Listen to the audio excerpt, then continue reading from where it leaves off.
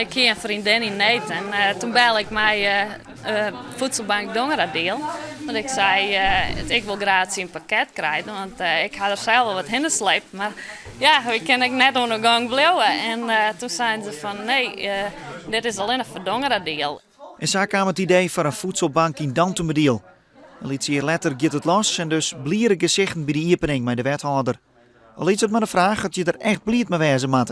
Alles wat je doet voor de voedselbank voelt heel dubbel. Je bent ontzettend blij dat het je gelukt is dat je voor de kerst gaat uitdelen.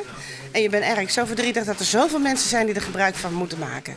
Want hebben we al een soort aanmelding van mensen die een pakket hebben willen? Ja, we hebben al binnen 7 weken dat we nou echt aanmeldingen willen hebben en op het internet zijn gegaan, hebben we al meer dan 20 mensen aangemeld gekregen. We zijn er 14 van gescreend. Die mogen vandaag een pakket komen halen. Want er binnen criteria om in aanmerking te komen voor een pakket. Ze mij begelijkt een eenpersoonshuishouding dat meer dan €174 in de maand te besteden heeft om boodschappen en kleren. Intussen telt Friesland 15 voedselbanken. Een 16e is in Tietjerkser in oprichting. En zo zocht de stichting Voedselbanken Friesland het graag. Ze willen eens een bank in elke gemeente om de jarmoeder om te pakken. Men komt er steeds meer achter als gemeenten dat inderdaad zich dat voordocht. En dan kun je zeggen van ik loop me er niks van aan. Ik vind dat gewoon net verantwoorden.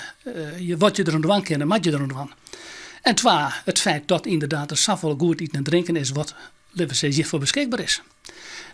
Die combinatie die vind ik gewoon wenselijk.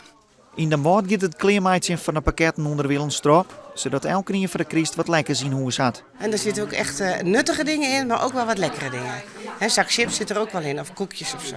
Maar ook aardappels en groenten en fruit. Ondernemers in Dantumediel worden vregen eten te doneren.